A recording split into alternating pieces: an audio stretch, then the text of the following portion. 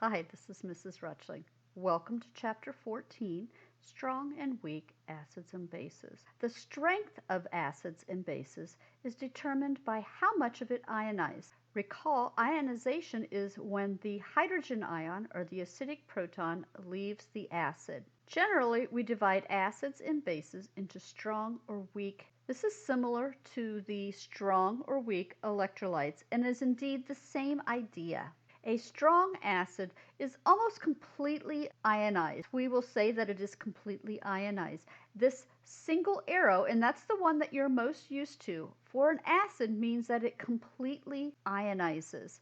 You will need to know these 6 strong acids, so please memorize them: nitric, hydrochloric, sulfuric, perchloric, hydrobromic, and hydroiodic acids. Weak acids are much less than 100% ionized. The one that you're probably most familiar with is acetic acid. If it is not one of those 6 strong acids, you may assume that it is a weak acid. And when a weak acid is put into it, only a fraction of the molecule, one of these 4 molecules, has ionized. This is shown by this double arrow. Sometimes the arrow will look like that. It all depends what font you can use. Similarly, bases are categorized into strong and weak. Again, a strong base is approximately 100% ionized, and we show that with a forward arrow. The strong bases that you need to know are sodium hydroxide, potassium hydroxide, and calcium hydroxide. On the periodic table, they are right next to each other, and that will help you memorize them. Calcium hydroxide doesn't dissolve very well, but whatever molecules do dissolve ionize completely. A weak base is less than 100% ionized. We show that with the double-headed arrow.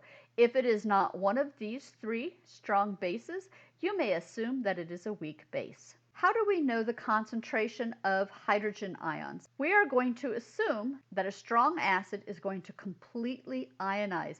If that's the case, if we have the concentration of hydrochloric acid as 1.5 molar, that means that the concentration of the hydrogen ion or the hydronium ion is 1.5 molar. Weak acids partially ionize. That calculation is beyond what we will do, but you should know then that if we have a 3 molar solution of acetic acid, the concentration of hydronium or hydrogen ion is less than 3 molar.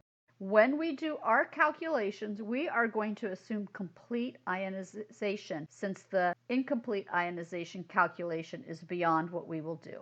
In pure water, there is a small amount of autoionization.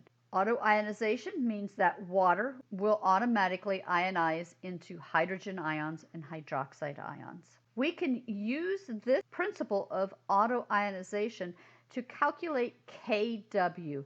K in chemistry is an equilibrium constant, and the W tells us it's for water. In a neutral solution, the concentration of the hydronium ion is equal to the hydroxide ion concentration, and both of these are 1 times 10 to the negative 7 molar. The equilibrium constant for water is the hydronium ion concentration multiplied by the hydroxide concentration. At 25 degrees Celsius, or room temperature, we assume that that concentration of 1 times 10 to the negative 7 multiplied by 1 times 10 to the negative 7 gives us a value of 1 times 10 to the negative 14th for our equilibrium constant. That means at 25 degrees Celsius, 1.0 times 10 to the negative 14th is equal to the hydronium concentration multiplied by the hydroxide concentration. Let's look at some common terminology. Neutral means that the hydrogen ion concentration is approximately equal to the hydroxide ion concentration. Acidic means that the hydrogen ion concentration is greater than the hydroxide, and basic means that the hydrogen ion concentration is lower than the hydroxide. When we look at this, if we look at the concentrations, we see that the acidic has low concentrations of hydroxide and higher concentrations of the hydronium ion. The opposite is true for this basic side. We have higher concentrations of hydroxide and lower concentrations of the hydronium ion. Don't be confused. Remember that these are negative values, so the concentration is getting smaller for the hydronium as we go from left to right. Since we know the equilibrium constant of water, if we know one concentration, we can calculate the other. Using our formula, we know our Kw is equal to the concentration of hydrogen ion multiplied by the concentration of the hydroxide. Substitute in Kw, 1 times 10 to the negative 14th, and we will substitute also the hydrogen ion concentration. Doing that allows for the calculation of the hydroxide ion concentration. In this instance, the concentration of hydroxide ion is 7.7 times 10 to the negative 15th molar.